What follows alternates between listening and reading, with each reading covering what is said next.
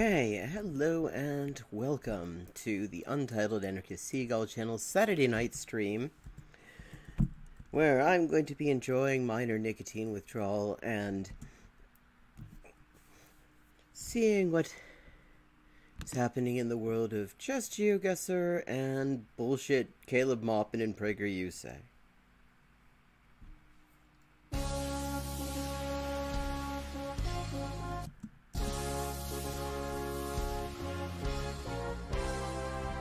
I haven't done chess in a bit on here, so I think I'll start out with a little bit of rapid.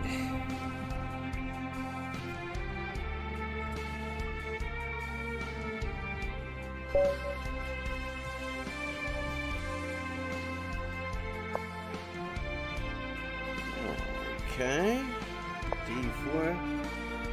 See if this is one of those rare ones who actually ends up playing Grunfeld. Let's see, if one of the rare ones who plays the only Grunfeld line I have any real familiarity with. Okay, this is very un-Grunfeld-like. Interesting. Okay.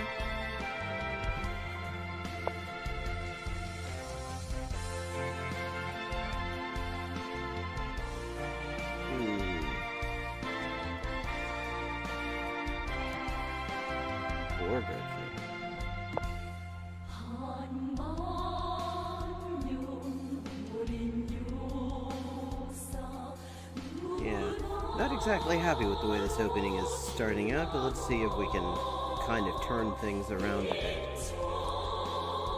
Oh, fuck. Okay, no worries.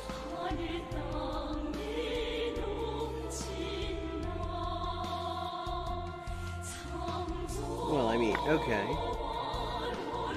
Think of actually worse outcomes here.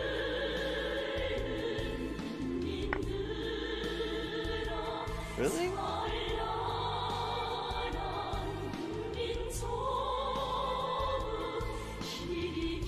Okay.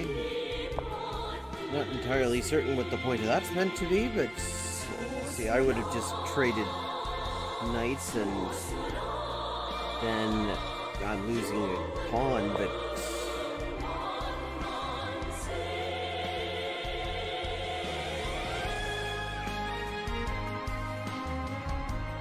oh, okay. We're hanging a bishop with the entrails of the last capitalist, no doubt.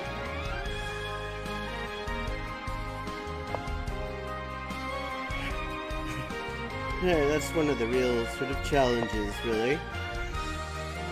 Sometimes when you get an opening you don't know what the fuck to do with, it's actually because the person you're playing maybe doesn't necessarily know any more about it than you do.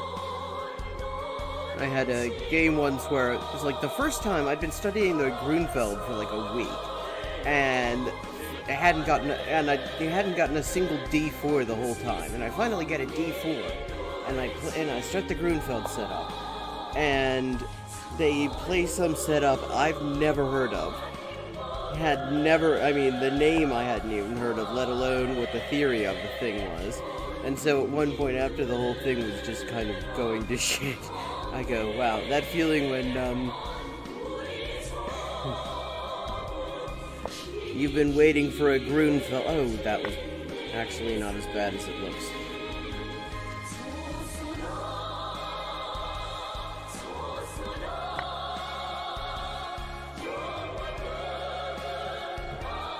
You finally get a Grunfeld when you've been hoping for one for a week, and then they end up busting out some theory you've never heard of, and the guy goes, oh, actually, I don't know any theory.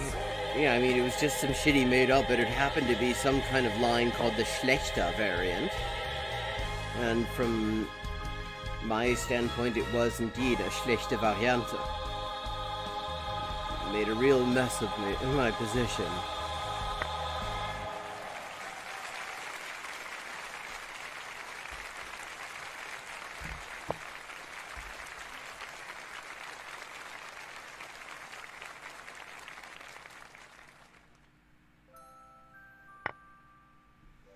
Mm-hmm.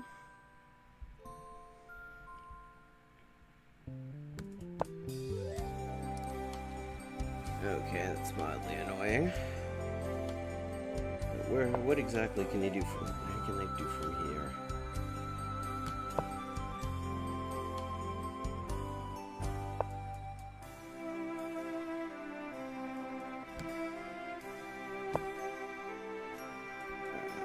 Shitballs, that wasn't a good decision.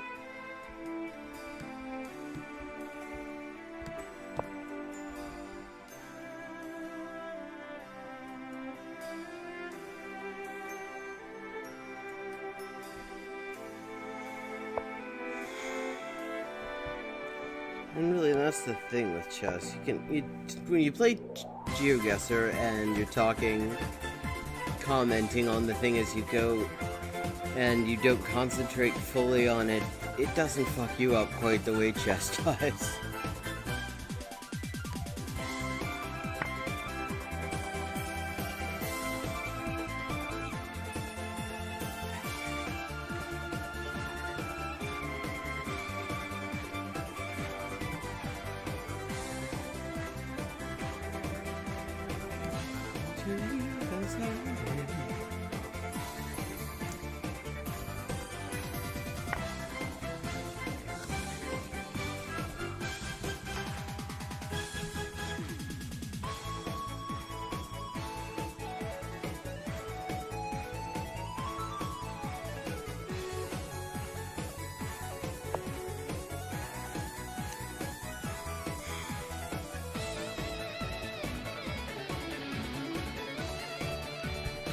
Okay. We're taking stock. With the first... Hello, ICYY. Do we know each other under another name? I always like to ask just to be sure, in case it's the grand majority of the people I get on here and chat are people I already knew. You mean the first chess book I ever read? That's a toss-up between... Let's see, there's a book by Judith Polgar that I got, I think, for my birthday a long time ago. Where are you joining us from?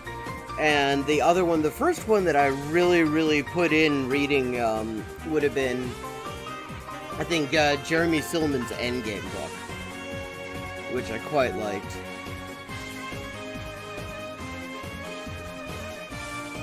Oh, it's my move. Well then. Okay.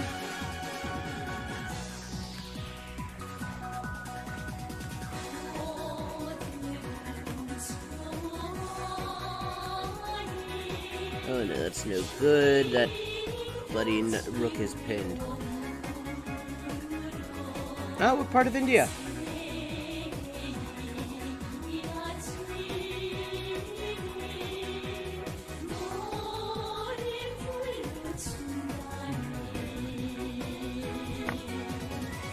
Soy una meteora, oh soy una meteora,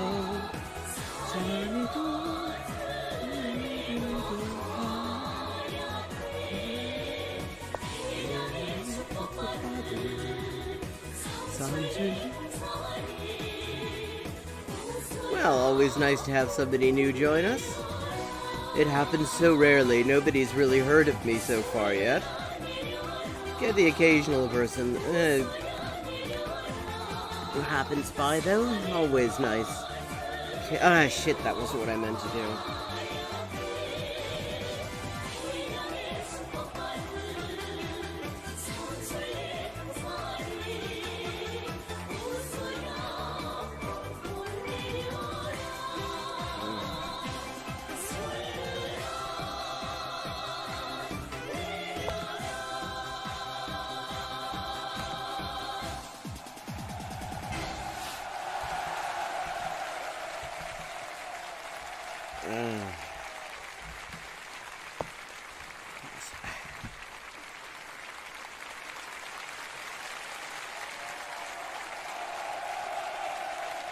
And you.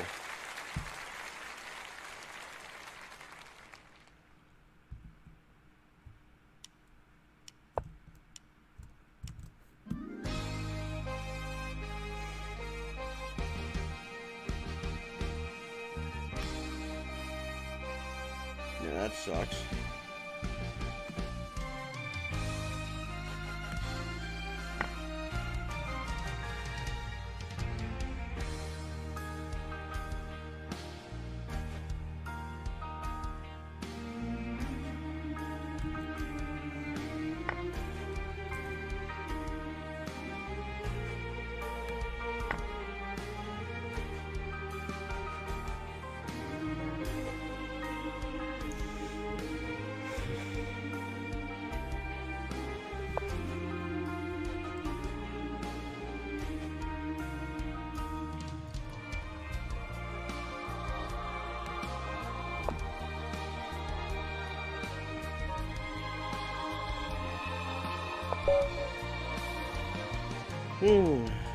Good game. Well played.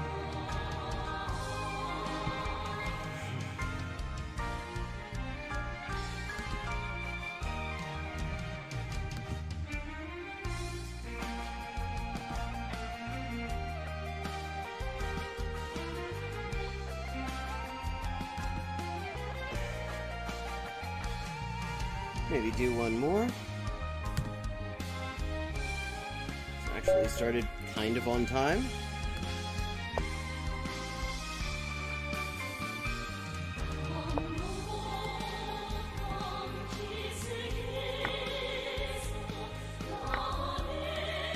A bit of Scandinavian action.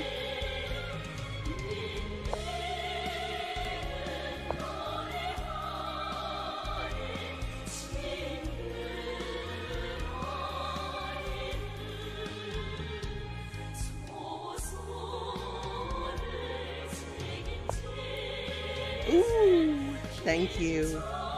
That's nice.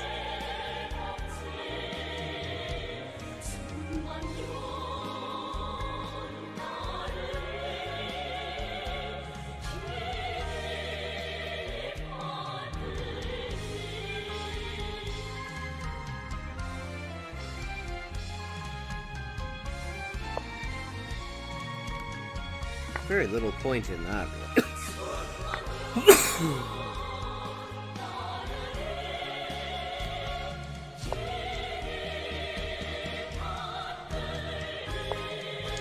Hello. And how's your evening going?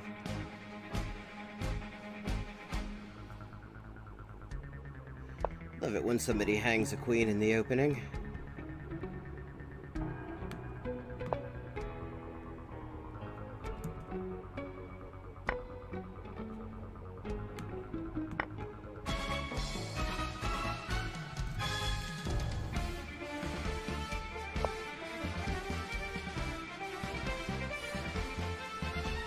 The Cromwell Gambit. Huh. I've been so overworked this past week that I completely spaced. Oh yeah. Here, let me show you what happened. I don't know. How long have you been here? Did you actually see the fateful move? It was beautiful, and it's the sort that I've missed several times. Only to have the engine tell me that it would have been an option in games that I ended up losing. Okay, interesting. Okay. That's fine.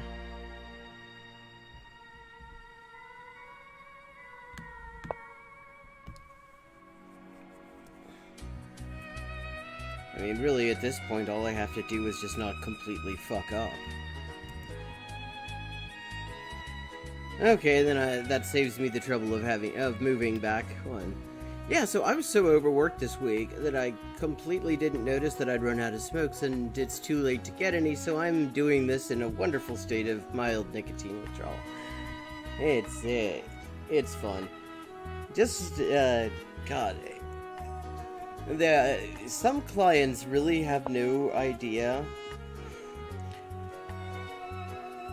how much work actually goes into the stuff that they send me. And so they'll be like, okay, well, we've got 80,000 words to do already. Would it be okay if we just pop another 5,000 on that same time frame? And then, oh, well, maybe another 5,000? It's like, you realize that we're still on 24-hour days, right? Yeah, so, oh shit, I think... No, there's that knight there.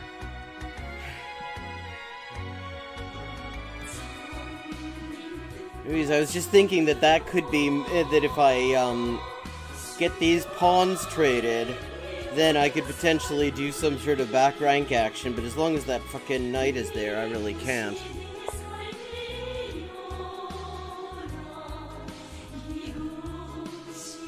Unless... Well, yeah, and actually, if that knight isn't there, it wouldn't have been back rank mate. Because there needs to be something...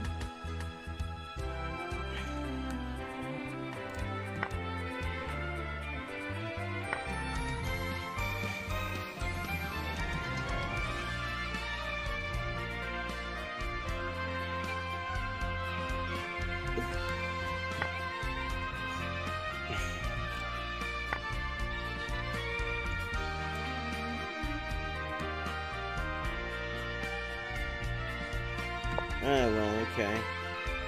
Might be able to get something else. I mean, I am up 2/3 of a queen here. And I have a feeling this is going to fall into my hands one way or another if I just don't completely fuck it up.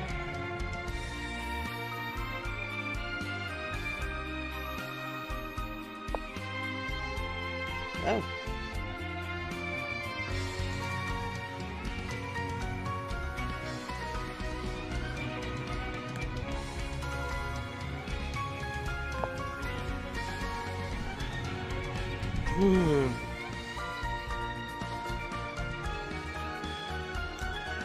We'll say I did manage the best arrabbiata sauce I have made in months.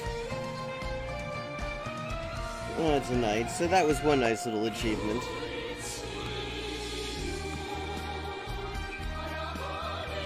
There's the possibility. I'm not sure how much of that is down to MSG though.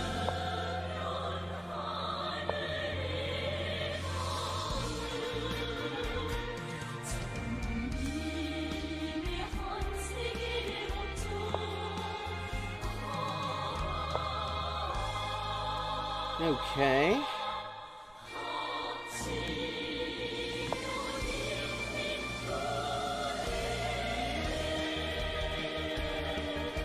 Let's see if we can move this king to someplace awkward like Zone 3. Barking or fucking Romsford or something.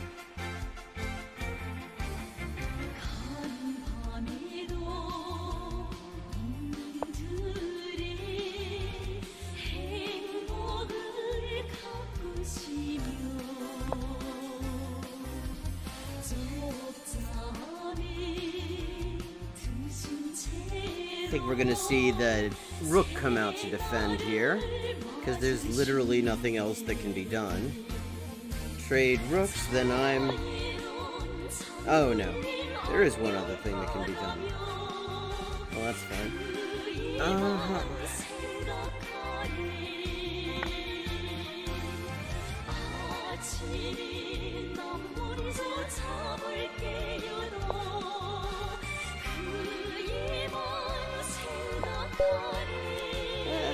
There we go.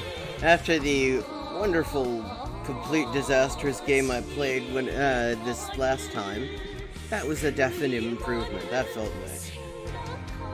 It's always nice when somebody just sort of gives you a fucking queen. GG.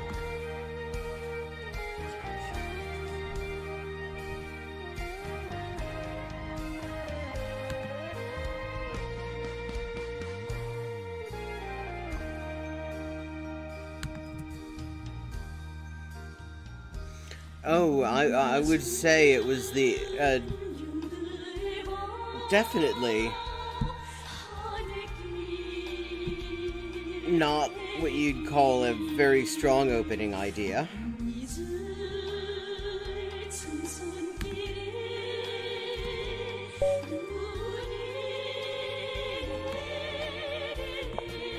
And Geoguessr.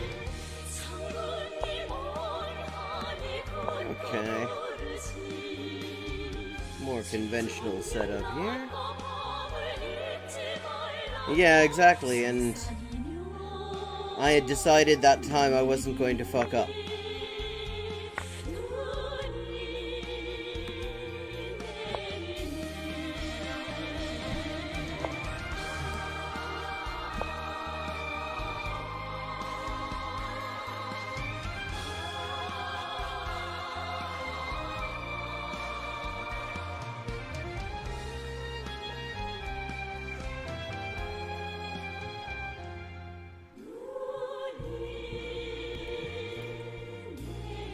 I can have Queen C6? Oh, pity. Would have liked Queen C6 so much. Have to come up with something else.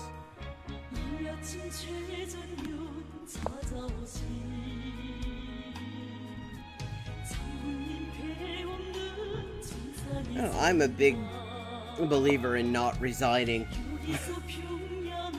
So many amazing fuck-ups happen.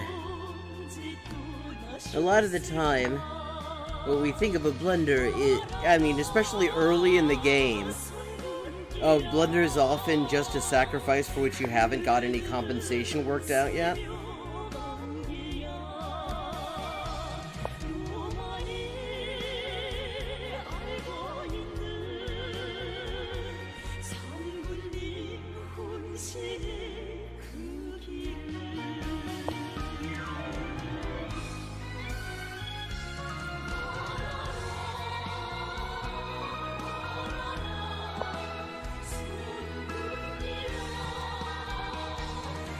Oh, well...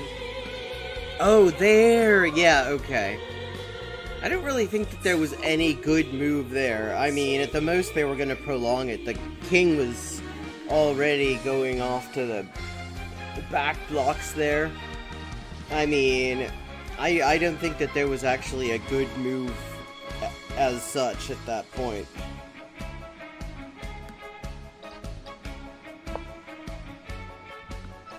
Okay.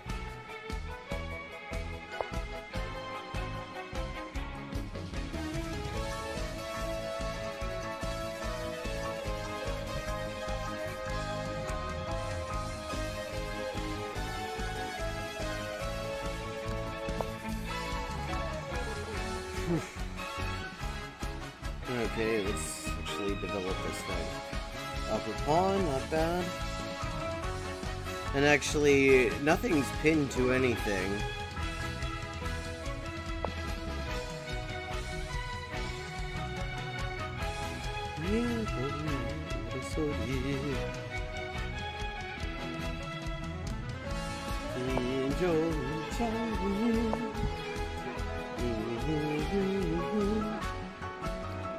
Oh, shitballs.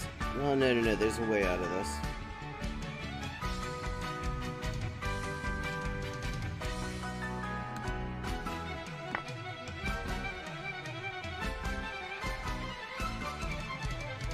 Yeah, you gonna take with your pawn there? Ooh, thank you. That's what I was kind of hoping for.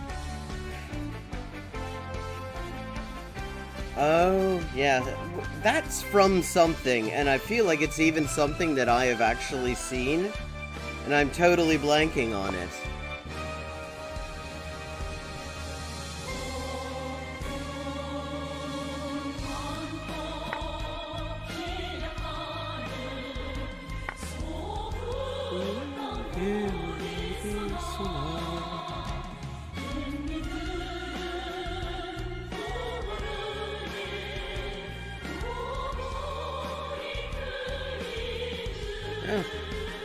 Actually, after all those trades, I'm even fucking that up. I'm only 2 pawns down.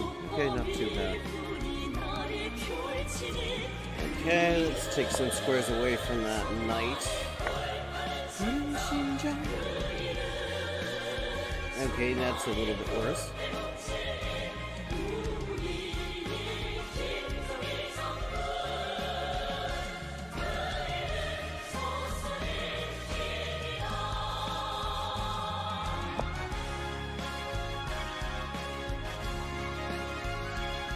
Ugh, can't believe I...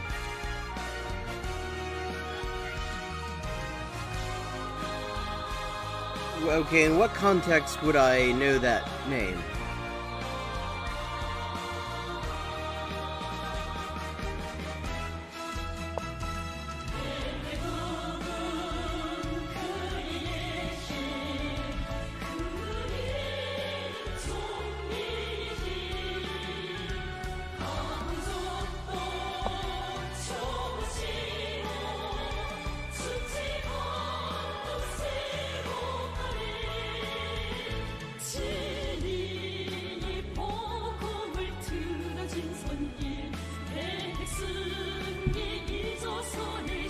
Okay. Then I just know the quote because I don't think I've ever seen anything to do with Dr. Demento.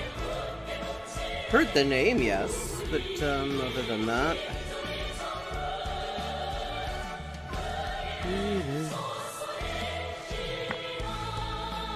Who are the Frantics?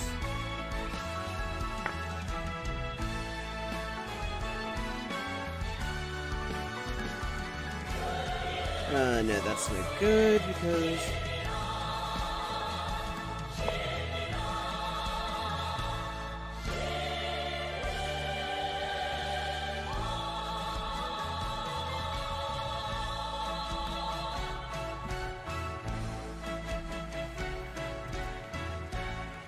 Ah, okay.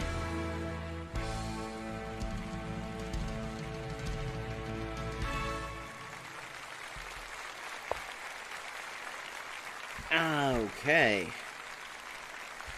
Now we can get cooking things.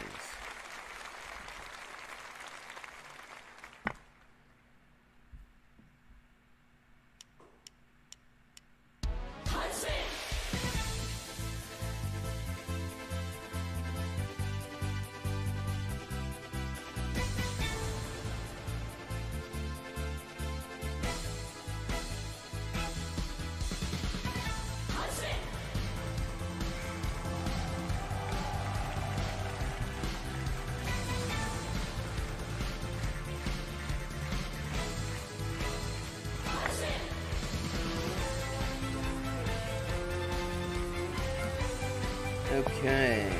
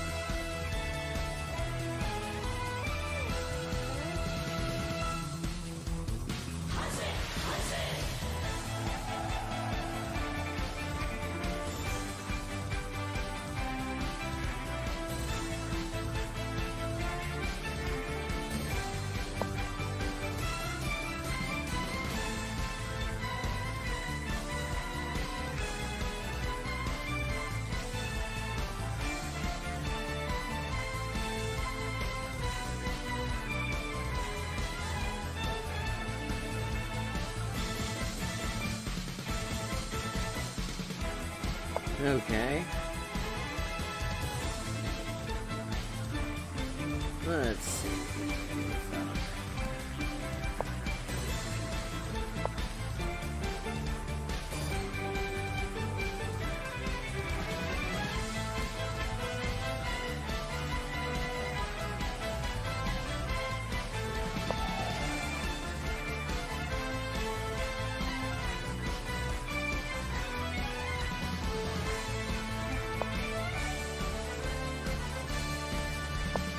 So.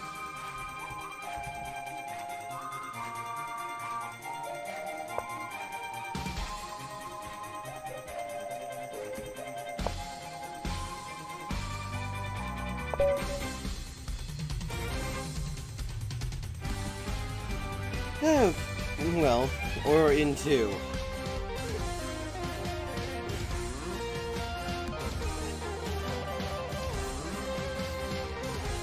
Maybe move over to Geoguessr. What do you mean I need an account to play? I've got an account.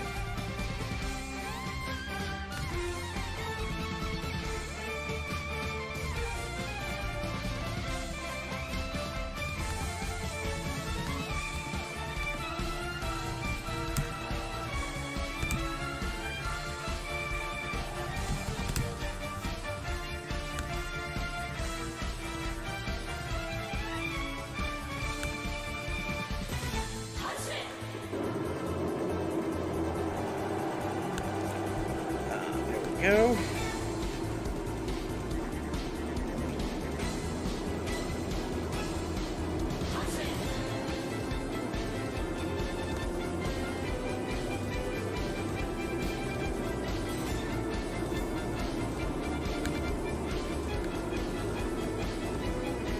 No.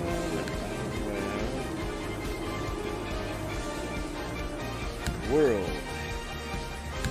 There we go. Let's go to world. We're loading location. Okay, we're on a river. Place looks fairly nice.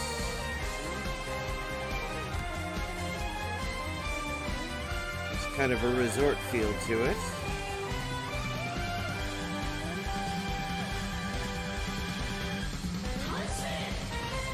Euro Cafe. Okay, we are in someplace Italian speaking.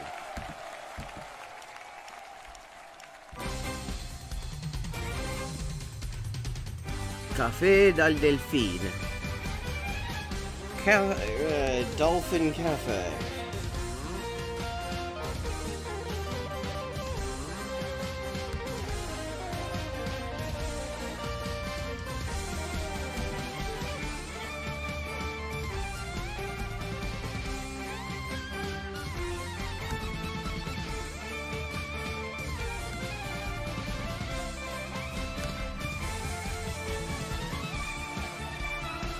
Yeah, this is, I'm almost, no, wait a second. Szkola. Okay. I think we're in Croatia. Oh, hold on, there was a URL on that fucking van. Come on, HR. There's an HRTLD on there. We are in Croatia. Szkola is one of the most undistinguishing Slavic words. Vodovod Zadar. Okay, we are in Zadar, Croatia. Don't know where Zadar is, but I'm guessing it's in the south on the Adriatic. Always wanted to go to the Croatian seaside. Heard it's lovely.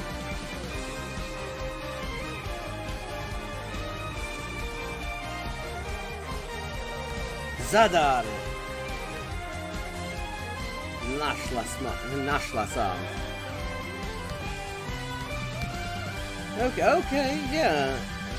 It's just before Split, which is supposed to be gorgeous.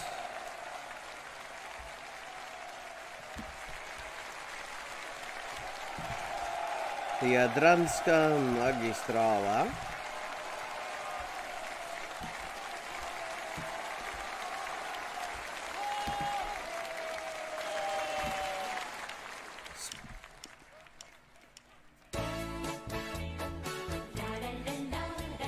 Ludzka Uprava. Okay, I think I know where we're gonna be. We're probably gonna be in Liburska Obala. Or Tribunara, Trznica, Zadar, the market. Because there's land on both sides of it, whatever. Of the body of water. Kralja Tomislava. King Tomislav.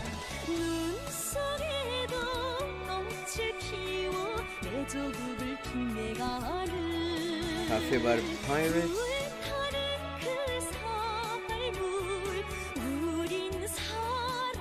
Molina, the Miller.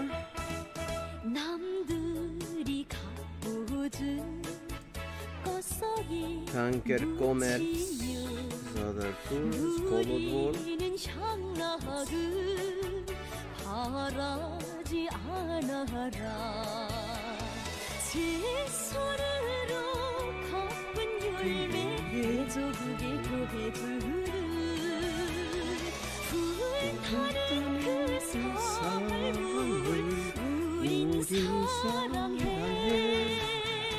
Okay, I need to zoom out a bit.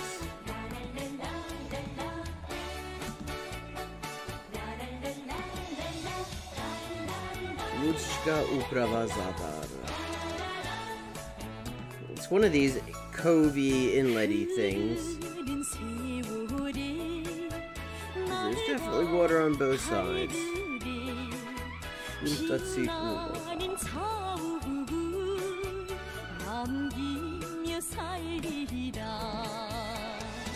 Say Clement.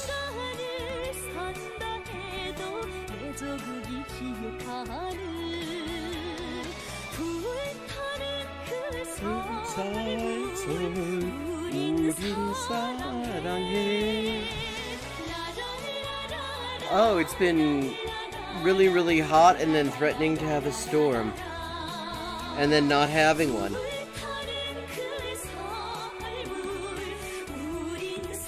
Didn't really get to see a lot of weather today. I actually wrote a parody of the song that was just on. The song was called Bultanun Kusaimul Udin Saranghe, which means we... Oh, that's a street sign. Gotta have a look. We love the burning life.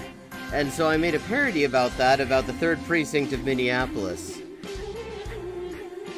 Obala, Hrvatska Časnika, Senada Župana.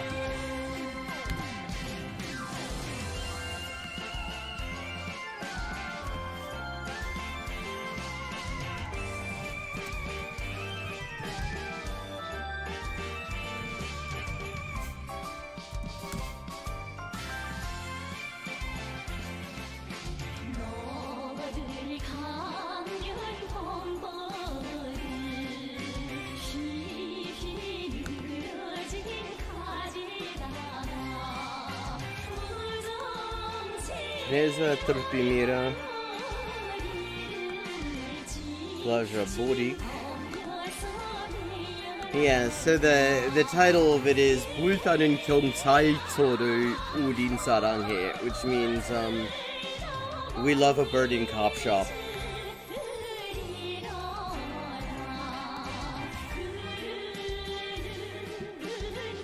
It's one of the few songs I've written in Korean.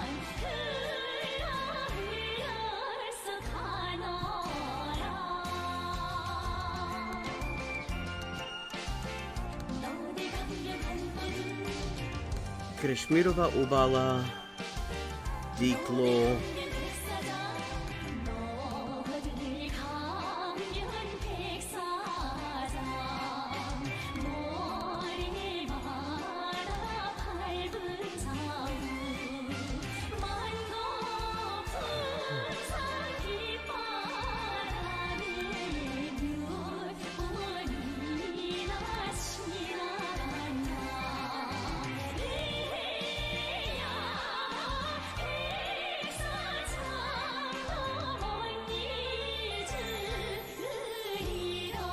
Okay.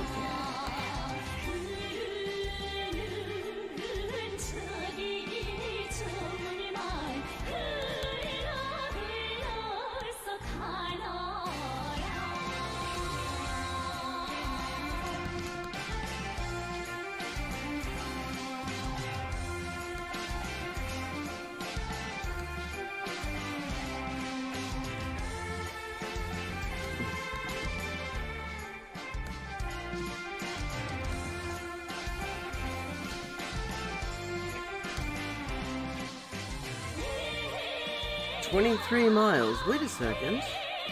Oh, I see. Yeah, there is a bit of a little inlet there. Looks like much more of one than it is.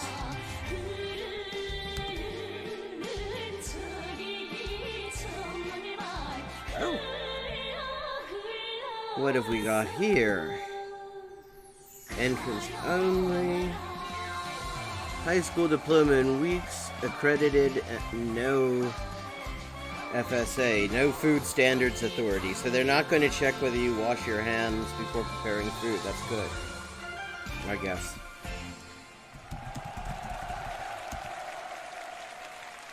Broward County, Florida.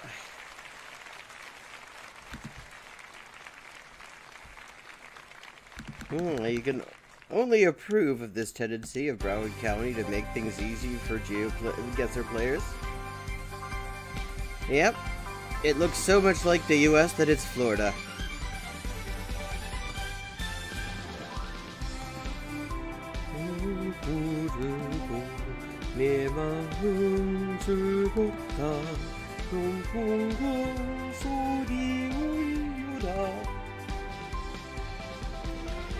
사람들 화목하게 사는 내 조국 몹시 좋네. New Horizons go retractable. Yes, I know that it is. Well, since when? That's just FAFSA, or has that changed since I had to deal with that bullshit?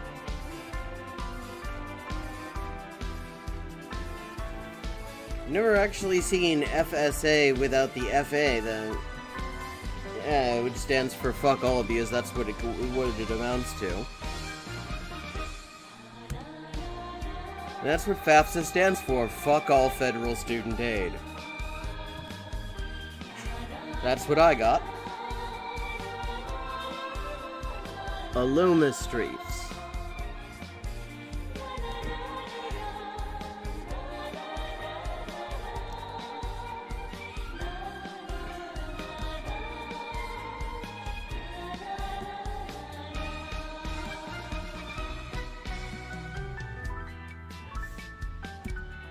Wow, that is a very expensive building that they're having tarot readings in. This...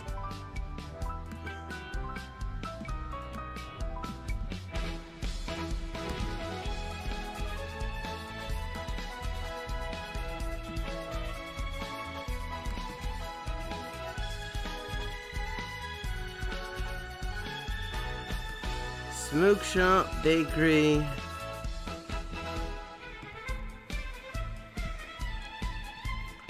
Aloma Avenue. Oh, yes, fuck off. How do I block this house? Yep, okay, get rid of that.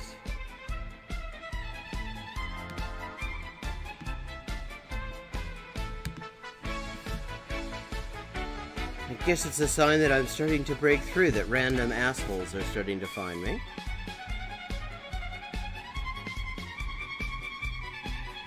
Wait, 407 area code all of a sudden?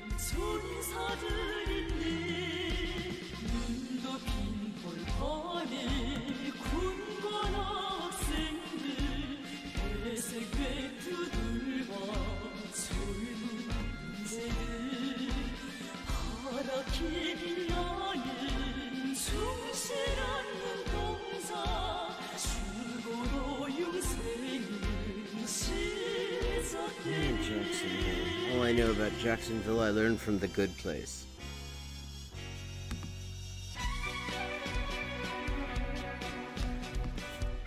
The Goethe State Forest. Is this a forest that is known for, like, Mephistopheles tempting people or something?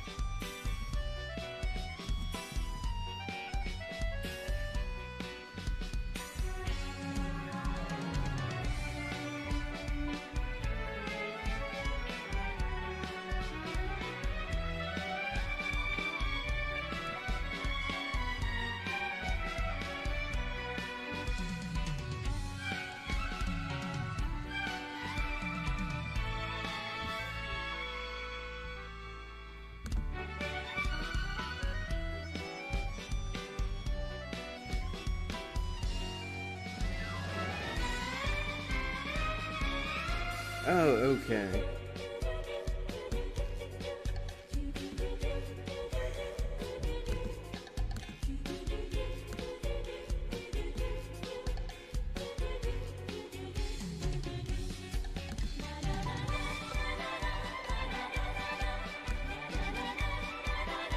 Handytown? Like the part of West Belfast?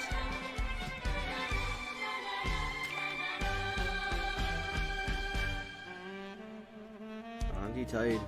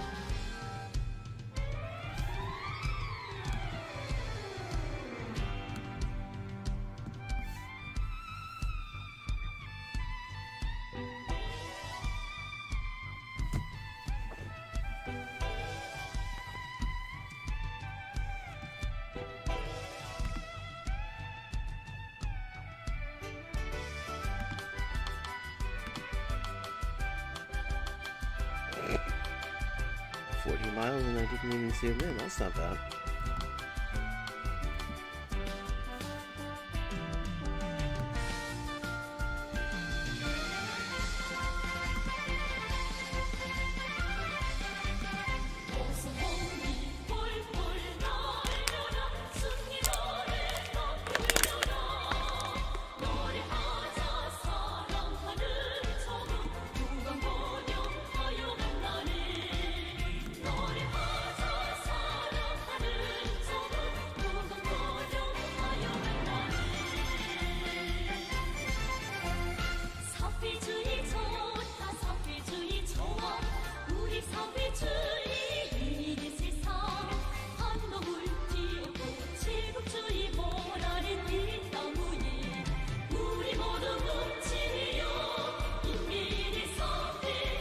Singapore.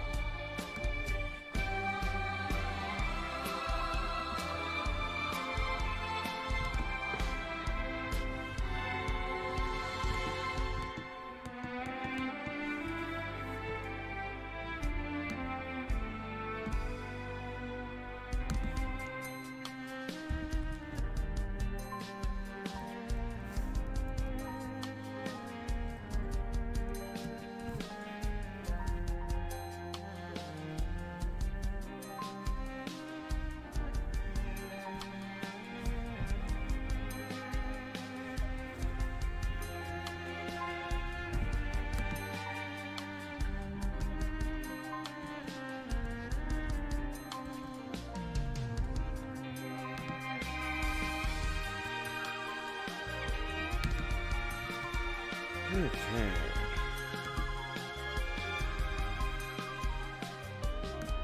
Nice thing about Singapore is you're never far from a main road.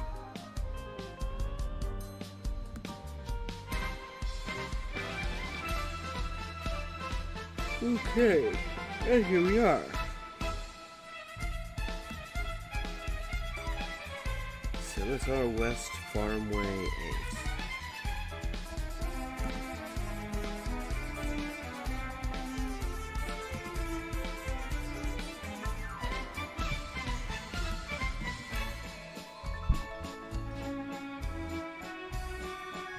Seletar, here we go.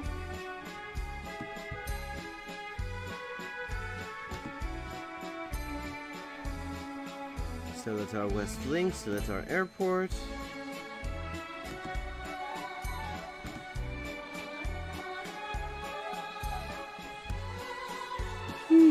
Okay. That's that then.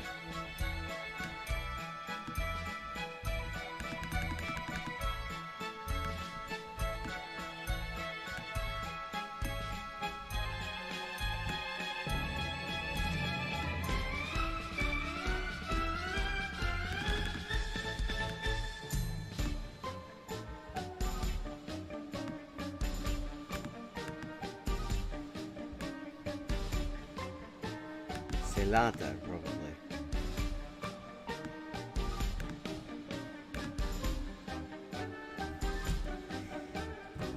Oh, that wasn't bad. Okay, this is almost certainly North America.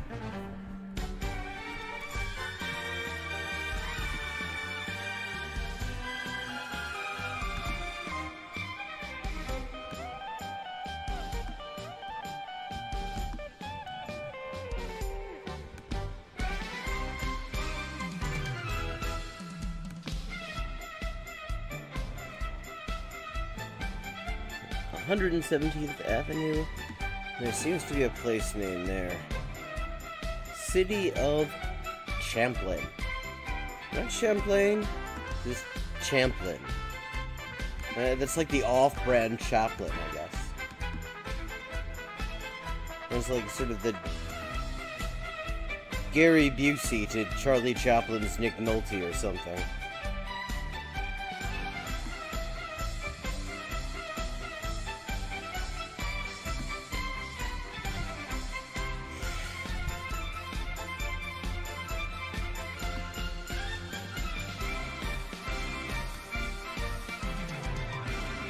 Metro Transit.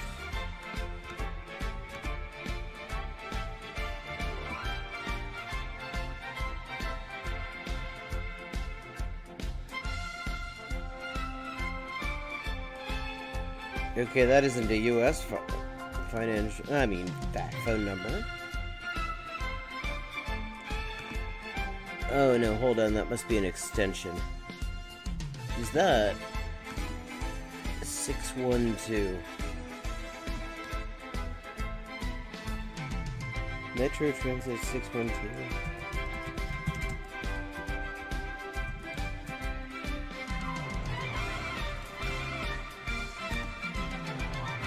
Three 3333.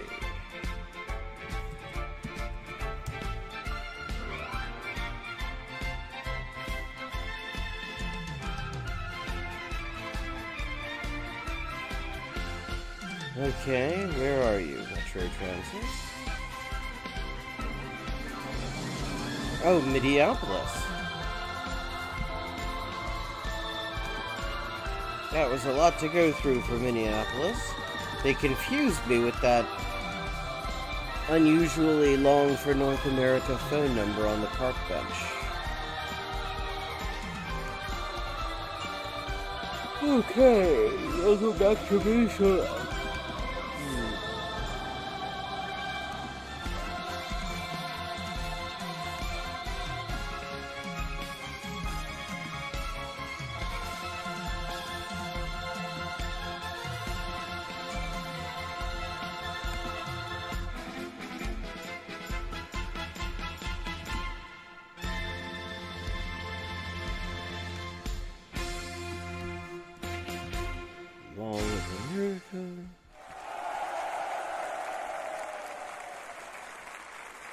Oh, Hopkins, Minnesota. Home of Mystery Science Theater 3000.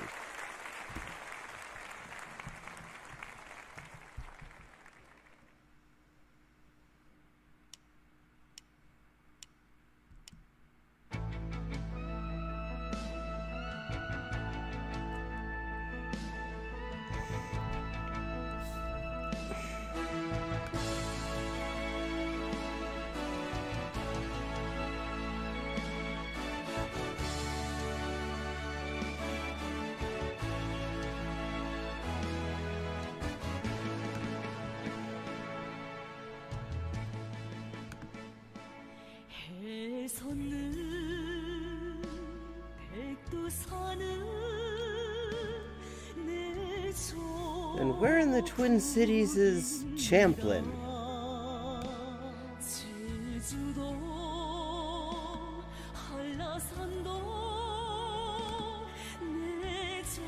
Ah, there's Champlin.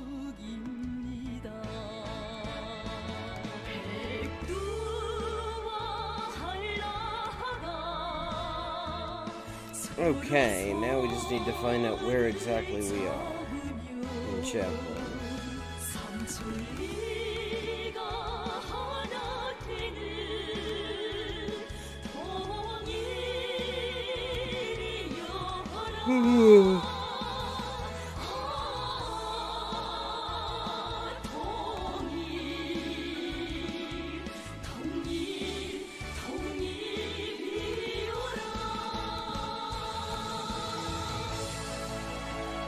Okay, that's useless. Right, okay, continue along the mainest looking road that we have here. And eventually we'll get a sign that gives me something that I can actually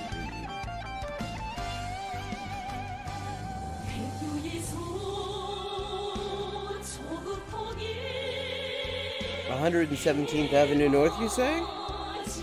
It was way too blurry for me to make up, but okay.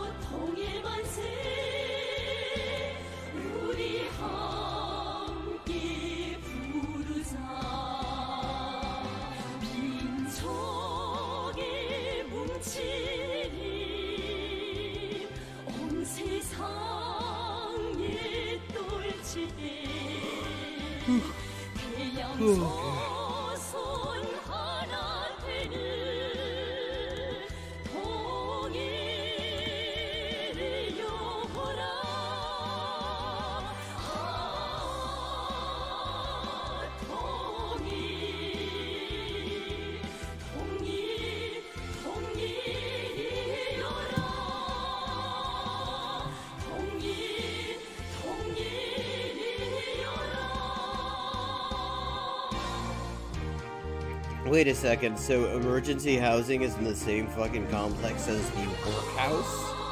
And who the hell still calls them that?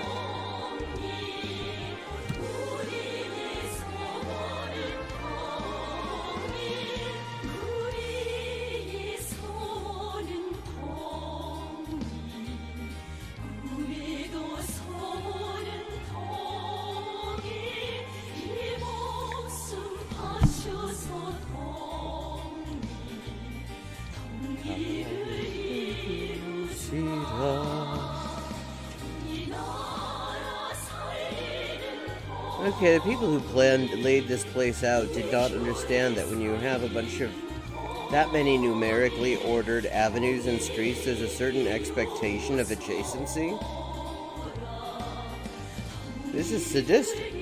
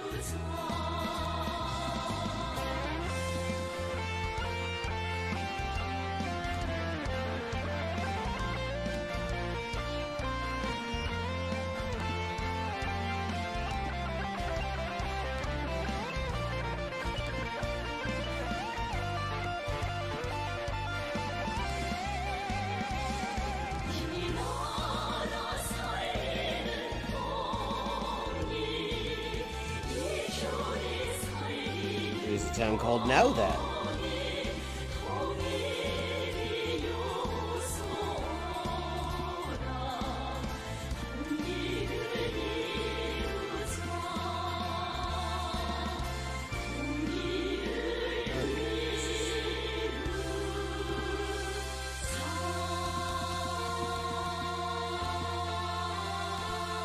Okay, there we go. North and slightly east of Maple Grove.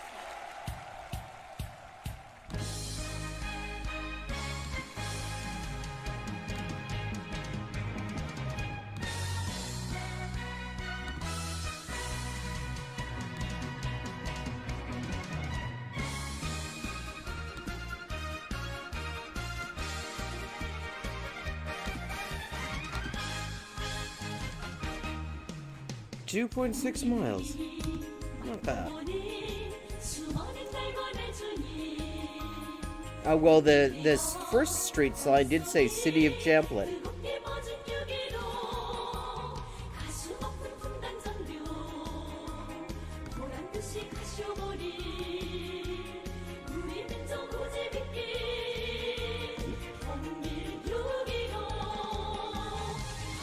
Berhasis Masjid. Okay, this is either Malaysia or Indonesia, probably.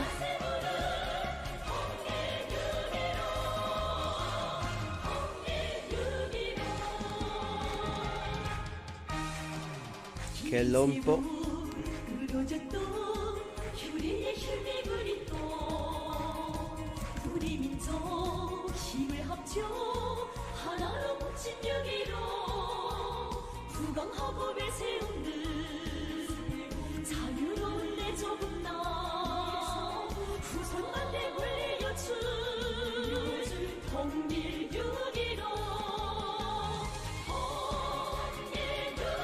Postdaya.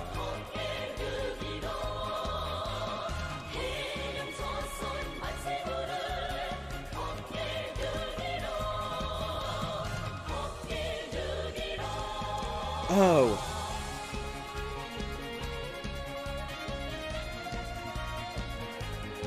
And yet I was just across the river. Indonesia, okay.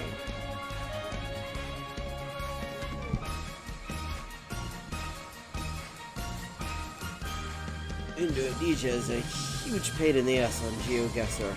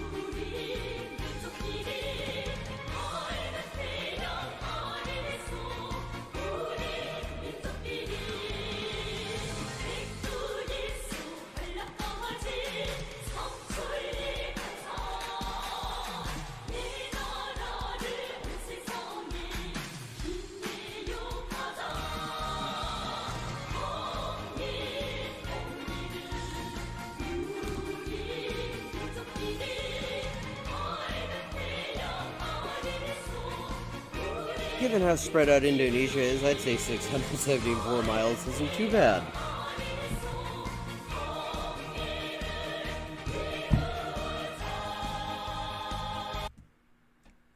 Okay.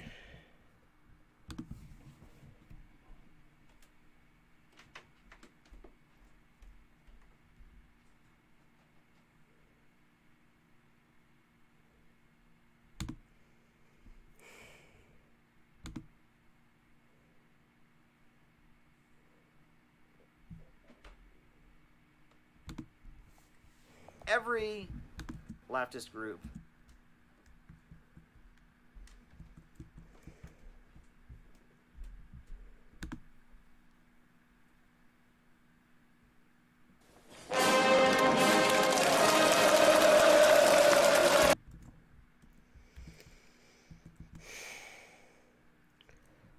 Bill Maher? I saw that he did a thing on PragerU, but I didn't actually watch it. How long is it? If it's not too long, we might as well do that.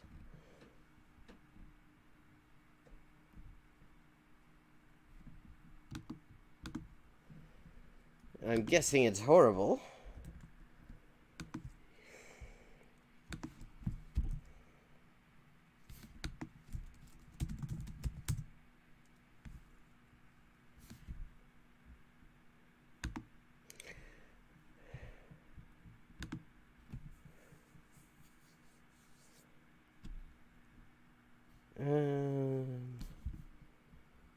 Jeez, I mean, their stuff gets more fucked up every time.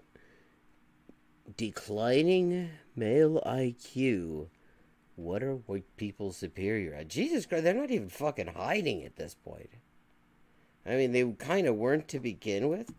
Oh, Bill Maher destroys cancel culture against Matt Damon. God, oh, he did a thing on Afghanistan too? Yeah. God, I can't think of any worse position to be in than being defended by Bill Maher. Because no matter what he's defending you for, the fact that you managed to maneuver yourself onto his side of any issue suggests that you fucked up.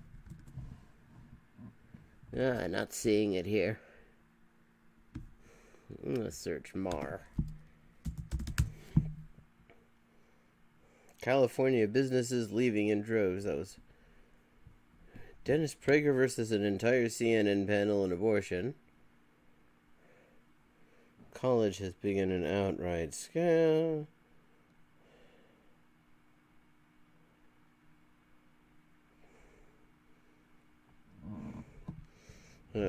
Dave Rubin on why he left. Okay, I'm not seeing this Bill Maher thing. I guess maybe it wasn't on PragerU. Well, fuck it. I'll have to have a more of a look for it. Thank you for that, my little Armalite thing, by the way. That was good. I've always been in. I never want to hear anyone go, now if you hear me clap once, now if you hear me clap twice, now if you hear me clap 3 times. Except that, Caleb, that's how you talk when you're trying to remind people to do you the favor of liking and subscribing. I've heard you go on for fucking 20 minutes on it. Well, some people, they mean well, but they just totally space out when it comes to liking and subscribing, and I'm not doing this to be popular. That's why I'm wearing clothes and being horrible.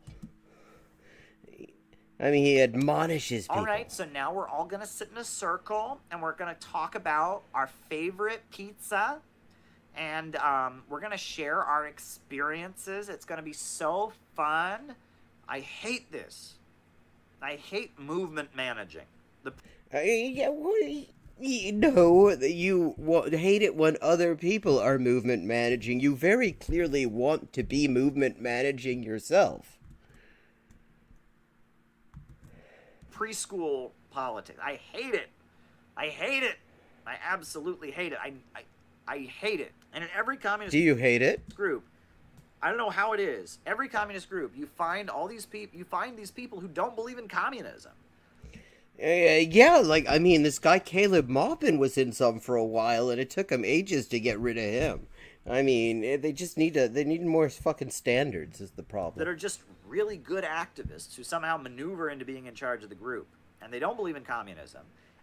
And I see, he's bitter because he's not as good as manipulating people into letting him be in charge of their groups, which is why he's come up with this bullshit, the Center for Political Innovation. I mean, he attacks people for supposedly not having the courage of their convictions, and he can't even actually ideologically commit in the name of his fucking organization. And they think that something's wrong with you if you actually believe in communism, right? If they're How the hell would you know? having a group discussion. Oh, well, actually, I mean, he's describing himself. He does think that people who actually believe in communism, there's something wrong with them. And you quote Marx or something, they'll be like, wow, sir, I can really see that you really have studied a lot.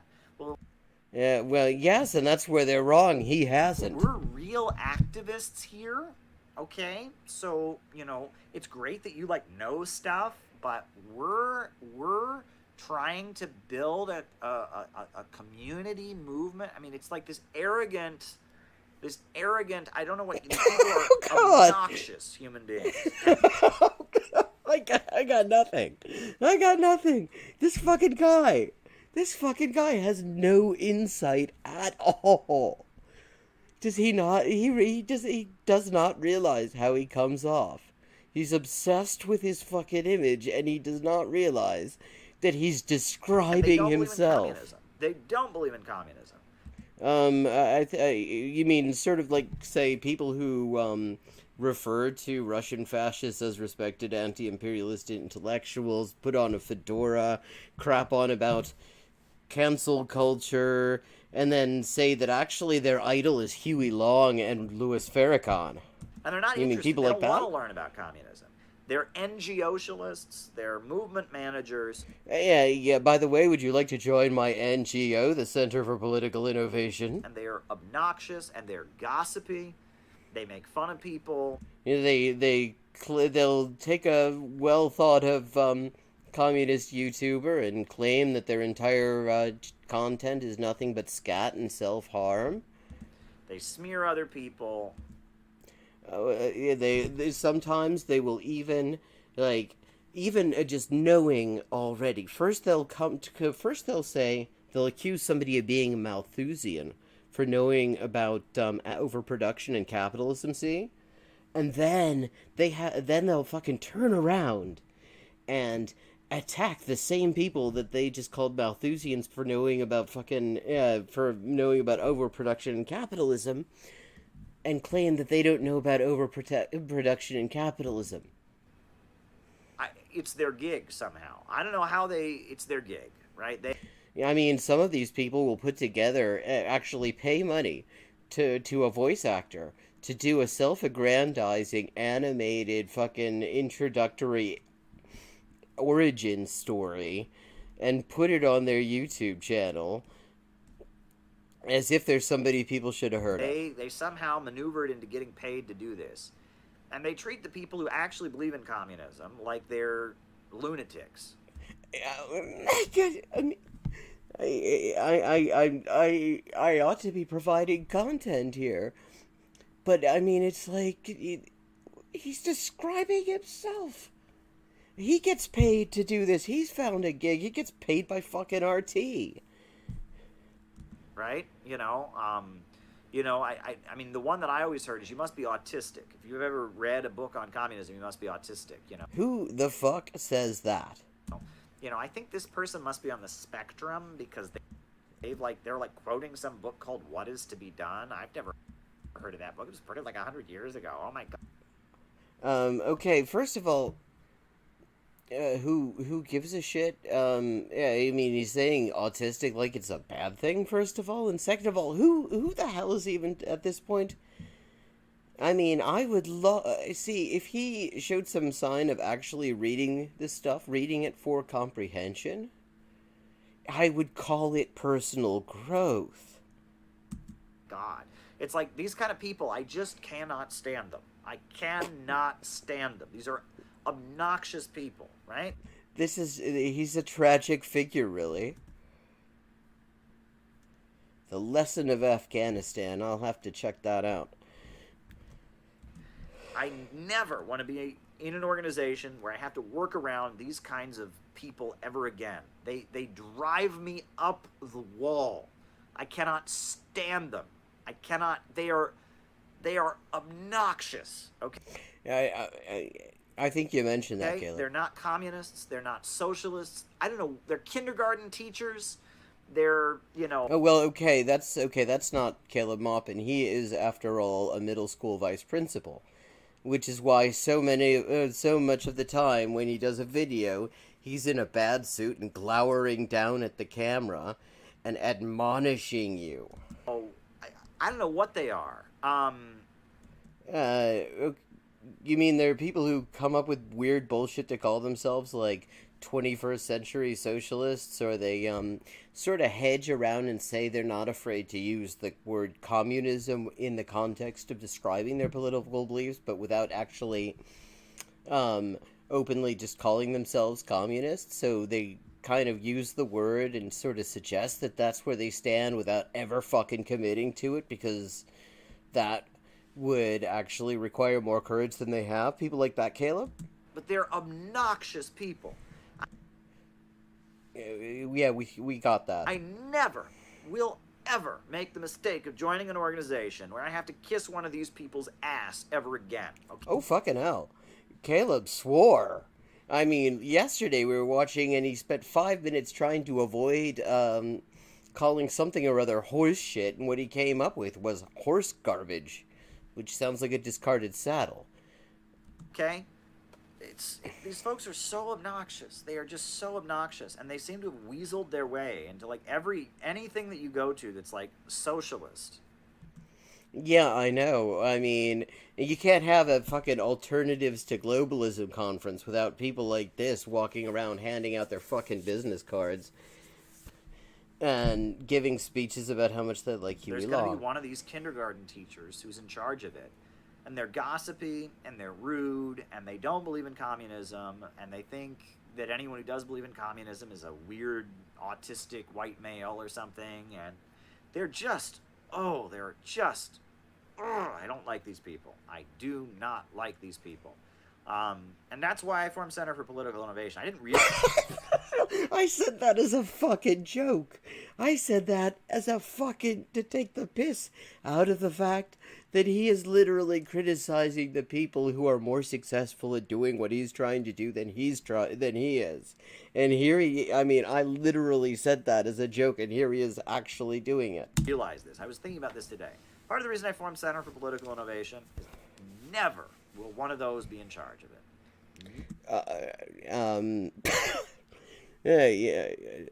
He was this close to fucking insight, and never will the Center for Political Innovation have one of these people in charge of it. I will never allow it, right? I mean, other than himself. No, that's a joke. I mean, he's like likening these movement managers, as he calls them, to kindergarten teachers. No, he's not a middle school principal. But he just, I mean, the way he presents himself is, in these videos, is like the stereotypical middle school vice principal who just wants to turn every goddamn thing into a lecture. Like, that was a joke. So, yeah, no, his thing is, his paid gig, the only one I know of, was with RT. He's never worked in education, to my knowledge. Yeah. Right, over my dead body, right? And the CPI is an independent think tank, not a party. If you want to join a party that's run by one of these people, wait a second. What's the difference, Caleb, between an NGO and a think tank? Have at it. If you want to do what I did, for 8 years I was in a group that was dominated by these kind of people. I'm not stopping you. I'm not trying to overthrow those parties. I'm not trying to maneuver and rob any of these people from of their paychecks or what. I don't care. I'm just doing my own thing. All right? And I will never work in an organization. I will never put myself in a situation where I have to maneuver with or negotiate or compromise with one of these people. Because as much as I want to work with people, if you're a socialist and you believe in this stuff and I want to work with you and all that, but I'm never going to get myself in a situation where I have to deal with these people. I'm a communist because I believe in this stuff. Wow, okay, so, I mean, that's, I think, the first time I've heard him actually explicitly identify himself as a communist. He's very careful about that, usually, because I think because he sort of shifts his political identification with his audience. I mean, he wasn't a communist when he was with the fucking Eurasian movement. At least he didn't claim to be. I mean, he isn't a communist here either. I mean, he's just full of shit. I mean, as he said himself in the video we watched yesterday, you watch one of his videos, and the first thing you think is, wow, it's a pack of lies. Okay? I believe in this stuff. I actually believe in this stuff. I've studied this stuff. Except you really if you don't. understand what we're talking about on here, if you've read books like this, if you know who Lenin was, if you know who Bukharin was, if you know who Trotsky and Stalin were, if you understand the theory of the permanent revolution. If you know who Dugin is. Yeah, it's a pity. Oh, well, let me see if we can get better. I'm kind of curious. Oh, 360p. No wonder I can't read any of these spines on this fucking books. Okay, here we go. So, Capital Volume 1, but only Volume 1. See, we got Parenti, Looting Machine, Against Trotskyism.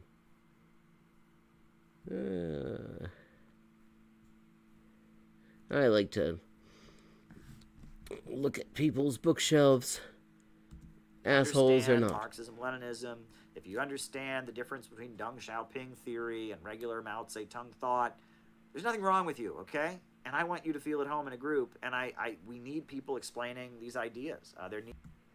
Well, explaining, well, you do so much, you need these ideas explained to you is the impression I get. I mean, it's just every time you try to discuss this shit, it's so superficial. There needs to be a wider understanding of these ideas in our culture. So, no, I'm never am I ever going to collaborate and work under one of these kindergarten communists. I can't stand kindergarten communism. I'm not. Yeah, so he's like, I guess he's a middle school Maoist? If he's not a kindergarten communist, maybe,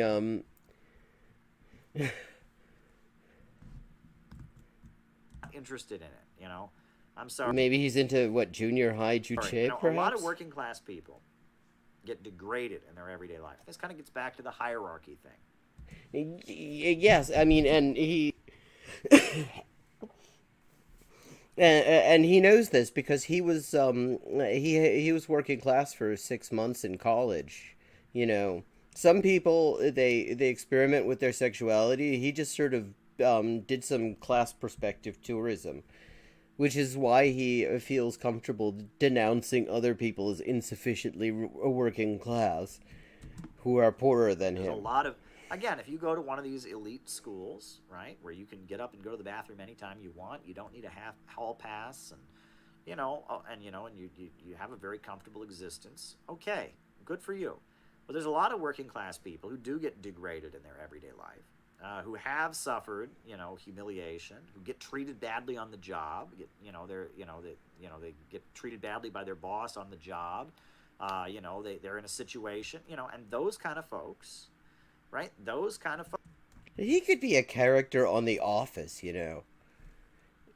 I mean, if Ricky Gervais weren't the annoying boss who thinks he's clever, but really isn't. Of course, we now know that he was actually playing himself, but if he hadn't been available, you could put Caleb in there. He would have been perfect for it. Because I've had so many bosses just like this. They come to this movement because they want to be stronger. Here he goes with his strength. They don't want to have group therapy. They want to be stronger. They want to... okay, because, that's right. Working through your trauma and understanding how a capitalist society is a traumatic thing to live through, that's weak. It's the strong thing is to pretend that none of that stuff fucked you up. I get it, yes. I mean, Ben Shapiro was saying something very similar. I guess he's a communist too. Maybe he could join the Center for... Feel powerful. And they want to rally around leadership that will... Oh, God, it's like a greatest hits. Again, it's rallying around leadership. I thought... Yeah, and he's so obviously... I mean, his greatest regret in life is that he was born too late to have any chance at having his own Moncedet Grand Monument. Make them feel more powerful. They want to be emboldened. They want to be able to stand strong and stand tall and feel like they're not getting kicked around. They want to feel like their grievances are being heard, like they're being taken care of, they're being addressed, right? They want to rally behind leadership that will offer that. And this Yeah, see, third person, quite correctly, because he's not working class. kindergarten communism stuff. This is a middle class. It's a bunch of middle class wankery. Oh, holy shit! I And mean, it's fascinating here, because he went on a whole fucking thing about, like, I mean, how you can tell BreadTube aren't real communists because they swear or something like that. I mean, you really just kind of had a go at everyone to the left of him for swearing sometimes, and here he said ass and wankery. And I mean, I would prefer if he actually had some insight into why he isn't catching on. Really, I'm done with it. The real broad masses of people in the United States, they hate this stuff, right? Yeah, what the real broad masses of the working class want, you see. I mean, what the working class wants, what people on the factory floor and your baristas and all those people, your Amazon workers with their bottles full of piss and everything, what they really want is a think tank.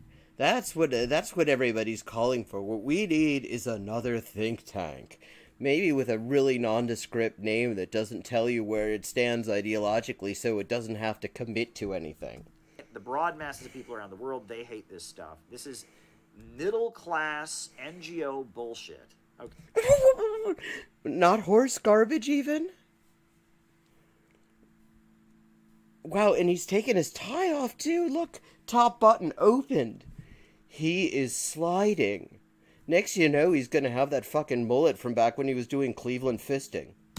Okay? And I'm sick of it. It has nothing to do with communism. Okay? I don't know what it is. They want to go to college to learn all about, what is it? It's like, just use the Marxist. Oh, yeah, okay, I know what happened there. Because whenever he brings up academic, it turns out he's talking about transgender ideology. And maybe he kind of realized that people were kind of picking up on that. He was giving the game away, so he sort of stopped himself. Words, folks. Just use the Marxist words. Right? The Marxist words. The thing is, what Marxist words? Are we talking about the only words that were known to Marx? And then, of course, the question is, what translation you're reading? Should we just be speaking German, perhaps? Sollten wir einfach mal also in der deutschen Sprache des 19. Jahrhunderts sprechen? Also damit wir wirklich marxistische Wörter verwenden? Or do you mean words that Marxists have used? And then which Marxists? There are lots of them. They don't all agree with each other, and they have different vocabularies. So what the fuck does that even mean, Caleb? Marxist words are solidarity, uniting the struggle, right? The struggle of women for their liberation, the struggle of oppressed nationalities for their liberation, the struggle of workers for their liberation. The struggle of Caleb Maupin for relevancy. Stand together. Solidarity, right? The different causes are connected, right? Okay, remind me how Jyoti Barr figures into that idea there? System of oppression is to blame, right? This is just Marxism 101. We can't call it that. We can't call it solidarity. We can't call it uniting the struggle. Since when? Who the hell is telling you can't call it solidarity or uniting the struggle? I mean, the solidarity is a term that is used. Actually, if anything, the term is overused in contexts where it's actually wrong. Like, you'll hear solidarity with some ruling class fucking politician who, when solidarity is, of course, a two-way street, and they have no solidarity with us. If anything, the term, I mean, who's saying you can't say solidarity, for fuck's sake? Who are these people this weird straw man that he's making? It's intersectionality. No, those are actually not the same things, Caleb. They're just not. You got all these fucking books behind you, and you haven't bothered to look up what intersectionality means. Intersectionality actually is an idea that helps with the whole uniting the struggle thing, you dickhead. I mean, so where are you actually on this? Intersectionality.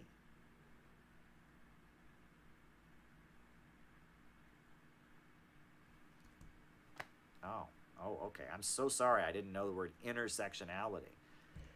You apparently still don't, because it in no way contradicts the concept of solidarity.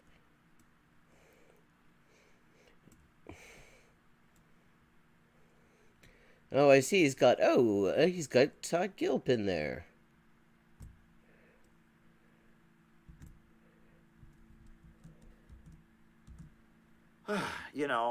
And what else? We can't talk about how racism hurts all workers, right? And how it's a tool of the bosses, and by stigmatizing one section of the working class and making them suffer the most on account of. Actually, who the fuck says you can't talk about that? I mean, last I saw, you were kind of against talking about that. When Thought Slime did a video on that, you called them a fucking genocidal Malthusian. Their race. It hurts all working people. No, no, no. Instead, we have to talk about white privilege. Again, doesn't entirely. Christ. Well, I think it's not white privilege so much as it's violations of the rights of black people. Yeah, except the thing is that somebody actually does benefit somewhat from there. What happens to black people for being black should not happen to anyone. Nobody should get shot for reaching for their wallet. Nobody. They're not getting shot for reaching for their wallet, you dickhead. That's the excuse. That's just some bullshit cops come up with in order to justify it. They're not getting shot for reaching for their wallet. They're getting shot for being black and within fucking range of one of these assholes. Don't mistake the excuse for the fucking reason. Should be denied a job that they are entitled to because of their skin color. Except again, the thing is, there's certain people who actually do end up kind of better off as a result of it, and those differentials, that privilege, you don't like the term, is actually one of the things that does an excellent job of undercutting that solidarity. And I mean, we don't have to go outside of Marxism to find somebody who wrote about this in some detail. I mean, we've got W.E.B. Du Bois, for example, who wrote quite a lot about it, the psychological wages of whiteness. I mean, Christ. Nobody should be economically destitute, and face adversity in their life because of their race. Nobody should. And the fact that black people face that in the United States, which they do, they overwhelmingly do, and anyone who tries to tell you that's not true is an idiot. That is a violation of their rights. That's a bit ableist. I mean, surely they're either full of shit or just fucking racist. And by violating the rights of one section of the working class, you can violate the rights of all. When you oppress one person, you oppress all of society. Yeah, except the thing is, would you actually, if you want to even begin to acknowledge how that all works and do something about it, you do have to acknowledge that certain segments of the working class actually do have some marginal benefit from the whole thing. By stigmatizing one group, you can bring everybody down. But by putting the needs of that most oppressed group in the front, you can raise everybody up. This is Marxism. Except, wait, because you said that wasn't Marxism a while ago. And I mean, again, you really had to go at Thought Slime for suggesting that we have to acknowledge the fact that the working class is not made up overwhelmingly of upper middle class cis het white dickheads with bad suits. They don't want to have that conversation. No, it's white privilege. And with going to sit around and we're going to have this group therapy conversation where we feel guilty and we talk about how we've had it too good, and and then we cancel people who aren't as woke as we are because they haven't been through this. Oh, okay. I mean, now he's back on this bullshit. Except, he forgot his hat. If you're gonna be talking about cancel culture, as somebody who just put out a book that denouncing people for shit that he just made up, you gotta wear the hat. Where's your fucking trilby, Caleb? This guilt training that we've been through, and sorry, this stuff isn't Marxism. This stuff is toxic, right? And it's very middle class. Go to a working class person who's living in a trailer. Oh, okay. What's interesting is when he tries to define working class, he immediately goes for a signifier of whiteness. Who's got one of their parents in jail, and go to them and say, "Oh, your life is too good. You have some white privilege." Who the hell is saying? See that? God, his straw mans are just straw mans. He's like actually making me misform plurals. He's so full of shit. His straw men are so ridiculous because there's a difference between saying that somebody benefits from white supremacism and saying they have it too good. It is possible to benefit from white supremacism and therefore causing and from somebody else's oppression at the same time as they actually still and at the same time acknowledge that it also fucking sucks for them, but just a little bit less. Nobody, I mean, you have it too good. I mean, I've never actually heard that from anyone who claimed to be communist. Well, like maybe some third worldists who, they have very fascinating ideas about the third world and how there are no rich people there. Yeah, but I've literally never, this is like just liberal bullshit now. Well, no, their life would be worse if they were black, no question about it. No one denies that. That's the point. But don't go to, a working class person who's just gotten kicked off of food stamps and their brother's in jail for opioids. Don't go to a working class person who just got out of the military fighting in Iraq or Afghanistan and they've got PTSD and they're afraid to get up in the morning. And they probably were also directly complicit in crimes against humanity. Don't go to them and tell them their life is too good. I mean, that's such an interesting example, once again, that he comes up with. Because the thing is, if we're going to go up to, if we're going to engage people who've come back from these genocidal imperialist wars, yeah, and they want to be comrades. One of the things that they're going to have to do is face up to the fact that they did absolutely horrible, unconscionable things to people. I mean, yes, because they were bullshitted. Yes, because,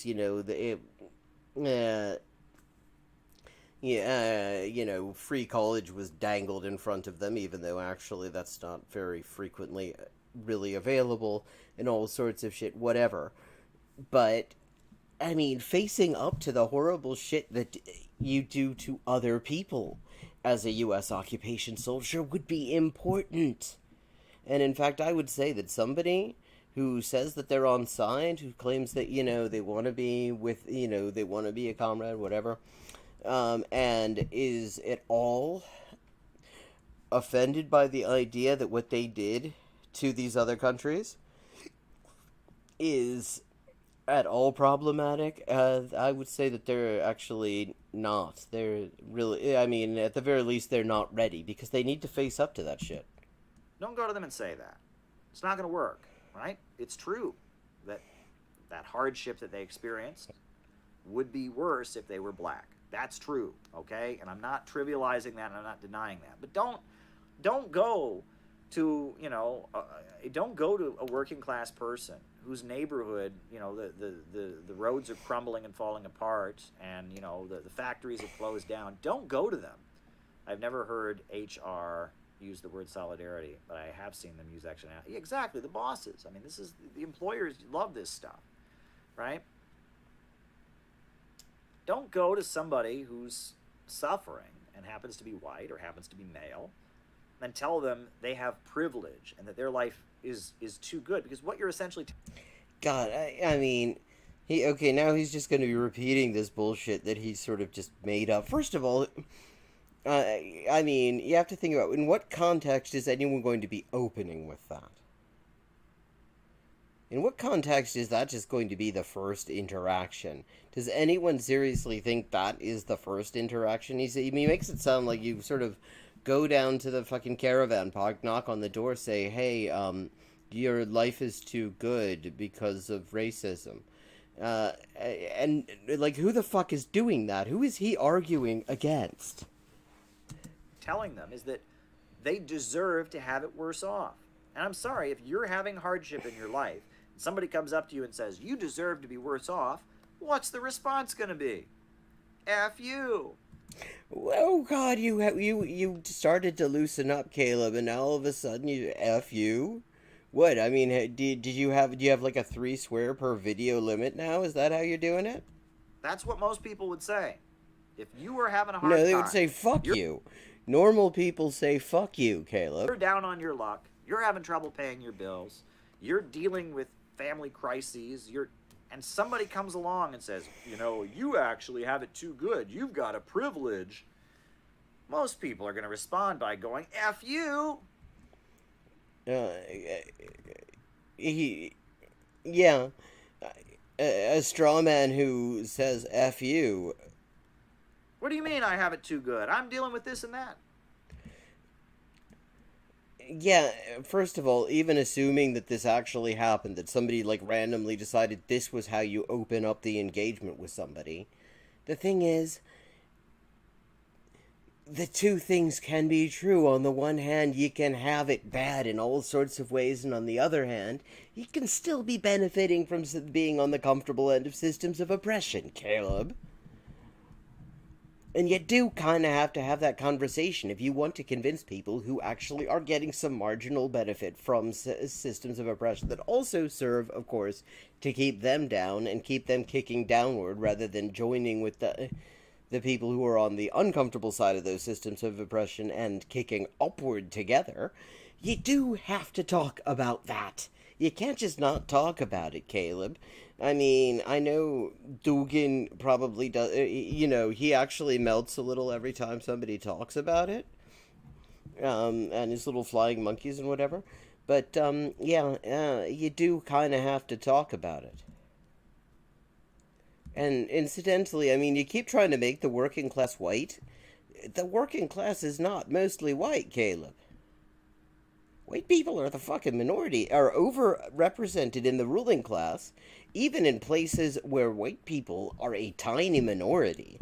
In Latin America, there are hardly any white people, but practically all of them are in neighborhoods that look, I mean, with these fucking mansions with with like electrified wire around them and their own private police forces. Yeah, we gotta talk about that. The working class is not mostly white, Caleb. They're not. You're not very representative of the working class, even if you were working class, apart from that time you spent at Sandwich Shop. Undisclosed. So, you want to talk about building solidarity in the working class, you do have to deal with the fucking internal reproduction of those systems of oppression that you clearly don't really want to talk much about. And that is not the communist approach. The communist approach to the race question is that by putting the needs of black people first, by putting the struggle against racism first, all workers can advance. Gene Sharp, I don't know much about Gene. I really don't know anything about Gene Sharp. Yeah, well, I mean, that doesn't usually stop you, Caleb. You don't know a lot about anything. Yeah, that was somebody else super chatted me that. I just don't know much about it. I'll have to do some research. It would be nice if maybe he'll do some research and he will decide he actually likes it and he will start doing research every time rather than just fucking making shit up. Putting the needs of the most oppressed first. By putting, that's why the Communist Party USA gave such priority to the black question and the oppression of black people. That's why back when they were useful, they were actually I mean, these days they give priority to the Democrats. They promoted Langston Hughes. That's why they promoted Paul Robeson. That's why they talked about the Black Belt thesis, right? That is a huge part. But the understanding was that by putting the needs of the nationally oppressed and the colonized people first, all workers can advance. That is the communist understanding. It's called solidarity. It's not called privilege. It's not called intersectionality. No. Solidarity is what you do with the things that intersectionality potentially helps you to recognize, namely the ways in which these systems of oppression interact. Jesus. It's not called sensitivity training. It's called solidarity. It's a class struggle message, right? That racism hurts all workers, most especially those. Interesting is not. I mean, it's funny. This would be an excellent moment to kind of point out that one group of fairly hyper oppressed segment of the population is trans people, who he's specifically had somebody on his stream to smear them, and been extremely cagey about where he actually, where he actually stands, except to defend somebody who uses all sorts of right-wing buzzwords and transphobic bullshit. But tell me, okay, first of all, who are you, when you talk about the needs of the most oppressed, who's actually determining that, though? Is it going to be guys like you, Caleb, saying, well, this is what they need? Because that seems to be how you operate, Caleb. Maybe instead of just sort of treating it like you're some sort of HR director, which is kind of how you act when you're not acting like a middle school vice principal. Maybe the way you do that is by actually kind of just listening instead of crapping on like you do. But it hurts all workers and it hurts all of society. By eradicating social hierarchies, by eradicating inequalities, by fighting for the equality of marginalized groups, by putting their needs at the front of the struggle, you can advance the entire working class. Yeah, now have you met my comrade Joti Brar? This is pretty basic stuff. But this, he is basic. Communism, NGO-cialism has... You don't get to talk about NGO-cialism when you've started your own fucking NGO, Caleb. Obscured it, and I don't like it. I don't like it one bit. And I don't want to, I'm tired of maneuvering around these people. What they believe is not Marxism, and I'm teaching Marxism here. No, you're not. That's what I teach on these lives. The economics of Marxism, actual. Hey folks, I'm out here in Brooklyn near Prospect Park. No. We don't need any more of this bullshit. Is near Prospect I saw this Park. yesterday. I didn't need any more of that. Okay. Yeah, I mean, that's what I would have thought. Chinese, Indian, although Chinese and Indian, those are both multi-ethnic groups. I mean, India has a huge number of ethnic groups, China as well. So that would be nationality more than anything. But yeah, in any case, it is now actually a half hour after I normally intend to end these things so that people around here can sleep. So I'm going to say good night for now. And